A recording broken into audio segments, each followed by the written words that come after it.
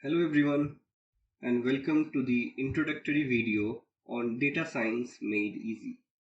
My name is Asitav and I am a consultant in the field of commercial strategy and data science. If you want to know more about me, you are more than welcome to visit the URL shown on the screen. In today's video, you will learn about what is data, what are the different types of data. We will also talk about what is data science, why is it important, and we will give a brief introduction to R. Followed by this video, there is a supplementary video where I have shown some of the operations on R. A very short and quick walkthrough with R that will supplement whatever is said in this video regarding R. So let us start with why data science. To answer that question, we have to ask ourselves, or rather we have to think about how we make decisions. If you think about it, we make decisions by first of all drawing up on the experiences that we had or if someone else had from the past. We combine that information with the observations that we make in the present, and when we combine these two, using these two, we try to predict a possible future, and with this we make our decisions. And this is where data science can help us improve. It can specifically help us improve the decisions by improving the prediction accuracy and also helping us understand what happened in the past in a better manner. To give an example, let us assume that today is a cloudy day and you have to decide whether or not you want to take an umbrella with you. Of course, you will make this decision based on your prediction of whether or not it will rain. How can data science help with this? It can help in the following way. Let us say that you started collecting data and you have the information that out of 10 cloudy days, it rains only 2 days and the other 8 days it doesn't rain. So with this new information, you have or you will have more confidence to go out without umbrella. To take this one step further, let us assume that you have a new information where you see that when cloud is accompanied by strong wind, it doesn't rain, and when it is accompanied by light wind, it rains. Thus, this new information can help you further improve the prediction, and when you have a better prediction, you can make better decisions, and that is how data science can help. It is applicable in almost all the fields in life, be it business, be it social sciences, be it engineering, be it life sciences, medicine, war, even our day-to-day lives. So one of the questions that may come to your mind, that decision making has been there since ages. So why has suddenly data science become so important for us? There are two basic reasons for that. First, never before in the known history of mankind have we collected the amount of data that we have now. According to a particular website, till 2018 we had collected 2.5 quintillion bytes of data. 1 quintillion means 1 followed by 30 zeros. And this amount of data is increasing exponentially. So we now have a huge amount of data that we can analyze and we can make better decisions. So this has influenced, and now data science has become important. To add on top of that, we have enhanced the computational power. So this vast amount of data now we can process very fast because we can perform very complex calculations very fast. And that is why combining these two, now we have superior capability to process data and understand what is going on and make better decisions. And that is why data science is more important today, or it has gained more importance in today's world. Apart from these, I personally believe that anyone or everyone should have basic understanding of data science. This is because we all are consumers of insights generated from data science. And there are several occasions when these insights that are produced or that are presented to us do not give a complete picture. And when you make decisions based on an incomplete picture, the outcome will not be or may not be the one that you anticipated. So, to avoid that, it is important that you know or you have the ability to understand whether an insight provided gives the complete picture or not. To discuss more on these topics or what are these loopholes, I have created another video called The Art of Telling Authentic Lies Using Data Science. If you are interested, you can go through that. Now, after this, we will talk about data, which is the basic element of data science. Because if there is no data, there is no data science. So, what is data? Data is someone's, something's, or some event's characteristics or information. Data is usually collected through observations or surveys, etc. Some of the example could be your weight, or maybe data related to weather, the maximum minimum temperatures, rainfall, cloud. It can be prices, it can be income, it can be GDP, it can be score in cricket, it can be score in football, and so on. Now, data comes in two different types. First is qualitative, and the second one is quantitative. Qualitative means it defines categories. It provides information about categories.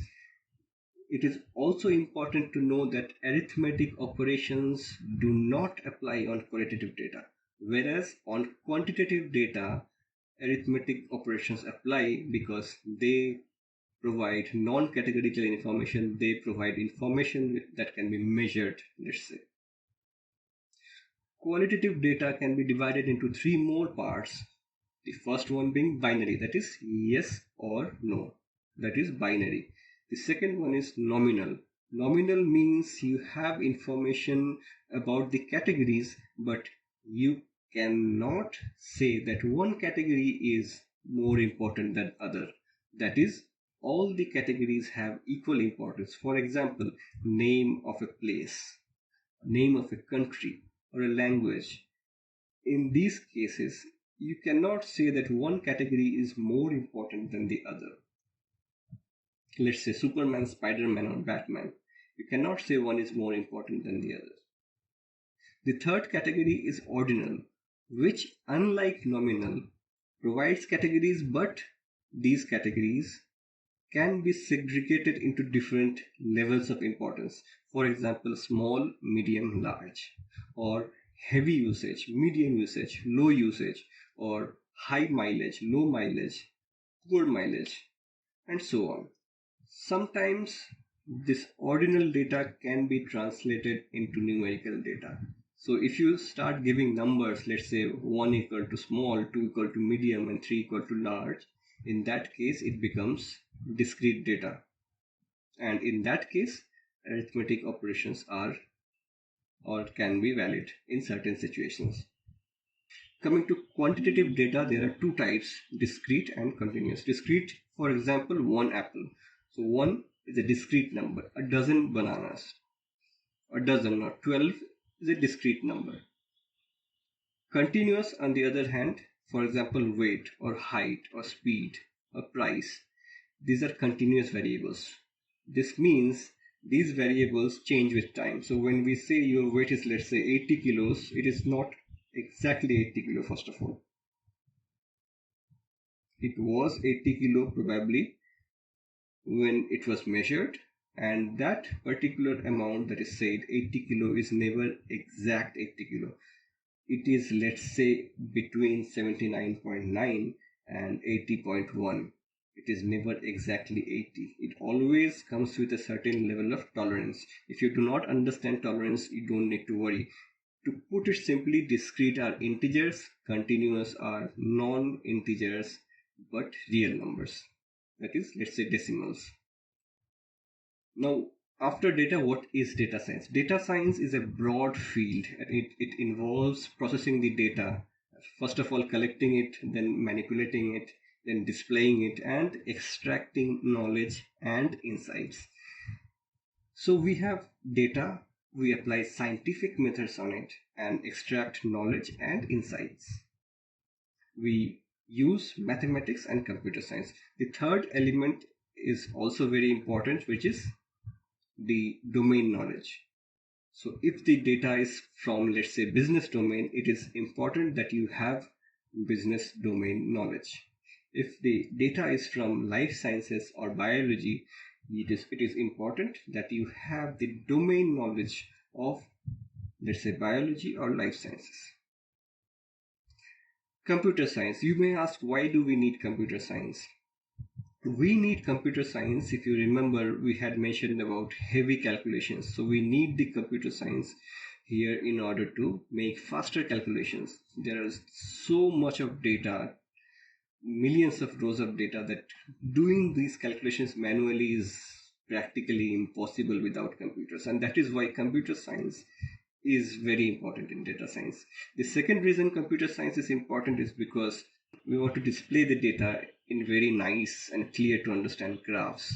Instead of drawing them manually, it is always easier and more accurate when it is done using computers. When we talk about the computers, there are several tools that are used in data science, and one such tool is R. R is a computer language used in statistical, mathematical analysis, modeling, visualization, web app building, etc. It is a standard for the statisticians at a global level.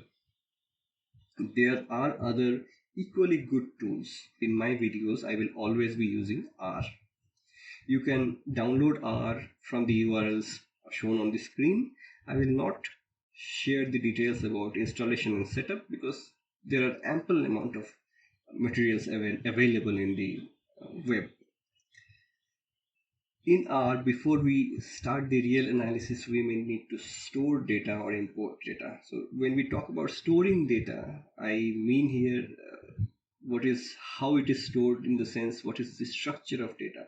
So in R, the data can be stored in certain structures, and these structures are shown on the screen. We will discuss this right now. The first one is vector. Vector means one-dimensional data. That is, let's say, one column of data or one row of data, and all of those data are from the same kind. That is, let's say, either nominal or ordinal or binary or numeric, that is continuous or discrete or any one. So the one vector can only accommodate one kind of data. A special case of vector is called atomic vector, where the length of the vector is 1. That is, they have only one data. The next one is called matrix, which is two-dimensional. That is, there are several rows or several columns of data. Again, like vectors, it can accommodate only one kind of data. So either character or factor or numeric. By character, I mean nominal. By factor, I mean ordinal. By numeric, I mean continuous. And by integer, I mean discrete. There are some other basic types of data in R. For example, date time, period, etc. We will come to that eventually later on. Matrix, as we said, is a two-dimensional data that can accommodate only one kind of data. However, in real life, when you get data, it will not be just one kind. For example, if you are analyzing weight of students in a class, one column may contain the name of the students, the other may contain the gender, and the third one may contain the weight. The first two are nominal and the third one is numeric. So there is a mix of different kinds of data within a table. To accommodate this kind of data, R uses what is called data frame. So data frame is like matrix because it is two-dimensional, but it is different than matrix because data frame can accommodate different kind of data. So one column may be, let's say, character, the other column may be, let's say, numeric. The last one we will discuss about is called list. List is something which can accommodate all of the above four mentioned types. So one list can have n number of data frames, or y number of matrices, x number of atomic vectors, and z number of vectors. So when you want to combine different kinds of structures of data into one, then we use list. To see this working in R, I have created, as I had mentioned, a supplementary video. You can watch that video as well to see how it actually works in R. Well, that ends the first video. Thank you for watching. I hope you have enjoyed it. I would really appreciate if you can provide me some feedback that can help me improve. And I would also appreciate if you could kindly show your support by subscribing, following, and liking. Thank you very much.